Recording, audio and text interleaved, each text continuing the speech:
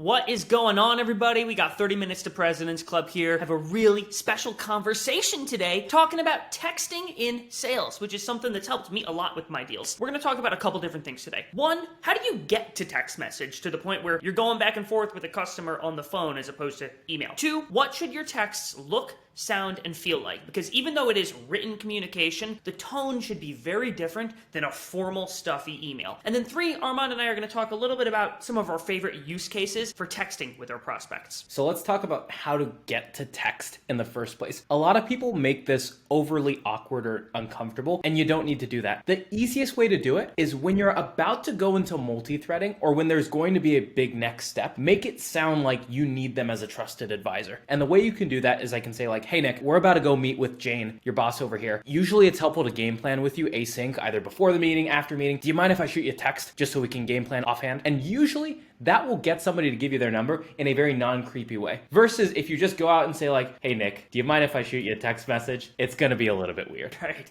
One of the other things that I do is, I don't know if you've ever called somebody, Armand, and they don't answer the call, but you get that almost auto text reply where it's like, sorry, I can't take your call right now, or I will call you back. I usually just send a text message in response to that where I'm like, hey man, no problem, it's Nick at 30 Minutes to President's Club. Give me a ring when you get a minute. And now you've broken that texting steal. And technically, they texted you first in that scenario. So let's talk a little bit about, I'm used to sending pretty formal emails because I sell to law firms, Armand. Should I be doing the same thing in my text messages? So the answer is no. And the reason why is email has all of these artificial boundaries that when you go to text, you do not have to adhere to anymore, and you should not adhere to. If you send a full-bodied email with hello Nick, hi Nick, sincerely Armand, it's gonna be really, really awkward and try hard over text. Imagine if you got a text message saying hello Nick, and then closing sincerely Armand, you would be freaking weirded out. And so here's the thing, know your audience, don't go overly casual or sending crazy emojis to the partner of a law firm if it's a little bit more uptight of a buyer. But if you're selling to a more tech-forward audience, you can throw in an emoji, you can throw in an acronym from time to time. I hear the kids nowadays are using this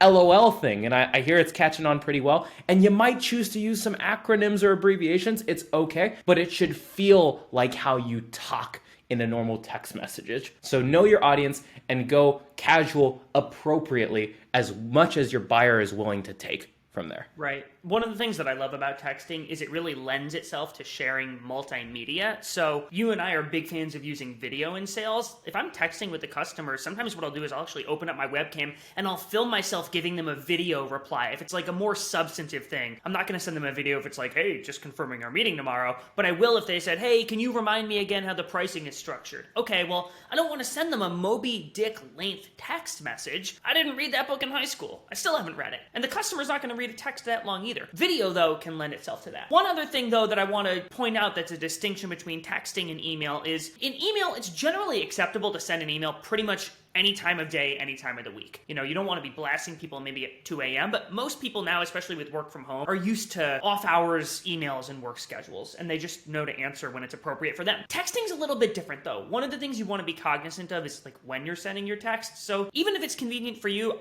I wouldn't send that text message at like 2 a.m. if you're up working late. Instead, I don't know, maybe draft it in a notes folder or something and then send it later when you're ready to go. We've talked about the tone behind text messages. Let's now talk about some of the use cases as to when you should be using text messages. In general, in your sales cycle, Nick and I tend to use the text message form less for specific selling and less for pitching or anything like that, and more for A, pulse checking with customers, so getting feedback on how a meeting went, B, making sure that next steps actually happen, or C, building a relationship with your champion over time. So let's start with pre-meeting. Nick, before that first meeting, what should folks be sending over in text? This is really cool because you can use the pre-meeting text for two reasons. One, simply to confirm the meeting. Hey Armand, I'm looking forward to talking with you tomorrow. I'll see you on the Zoom. Sending that message boosts your show rates pretty significantly. But I think you're missing an opportunity if all you do is confirm the meeting. I sell something that's pretty technical and there's a fair amount of nuance and depth to it. Oftentimes, if the customer has looked at a case study we've done or spent some some time on our website, they're going to come to that meeting with better questions. We have a much more productive meeting. So what I'll do is pre-meeting, I'll say, hey, Armand, I'm looking forward to talking with you tomorrow. By the way, here's a case study that made me think of the conversation that you and I had before in our last meeting. It might be helpful for you to check it out so we have something to talk about. You share that in advance, and then two things have happened. You've confirmed the meeting, but you've also given them something to get excited about the meeting. You're going to have the person show up because clearly you're putting in effort. So this is pre-meeting. What about mid or after meeting, Armand? So my favorite place is to use text message either after meetings or in between meetings. After meetings, and guys, here, one sentence text messages are key. That's all you need. If you get off of the big team demo, so you've done this big multi-threading exercise, you presented to the big boss, you've done your demo, and now you're off the call, you want some feedback, literally just text your champion and say, hey, how do you think it went? And that will get you a very long way, and you'll get a litany of different answers, and that will segue into a nice casual call. The other thing you can do is in between meetings, the main use case is you can use it to drive your deal forward. And so if you're in vendor review, you might say like, hey, how'd it go with legal? How'd it go with security? Or during procurement, you might have got off of a grueling negotiation with the procurement guy, and you might shoot a text over to your champion, and you might say, hey, I just got off a tough call with them, but I think we're close. Did you hear anything? And that's one way you can use text to pulse check on your deals, because oftentimes, honestly, email is being monitored and people don't want to put that stuff in an email, but you can sort of break away from the corporate mold into the text message forum and ask questions to your prospect that normally you wouldn't feel comfortable asking them over email. Here's the thing. You can text before, you can text during, you can text after, you can text in a million different places. But I have really fat fingers and I'm not very good at text messaging quickly, and it becomes really inefficient to text message in sales especially. And there's no way for me to record any of this stuff in my CRM for sure. And so Scipio makes text messaging for sales reps way easier than anything you could do with your two hands. And so we strongly recommend you check out the rest of this playbook and then you go check out some of the other things that Scipio has going on. Alrighty folks, cheers.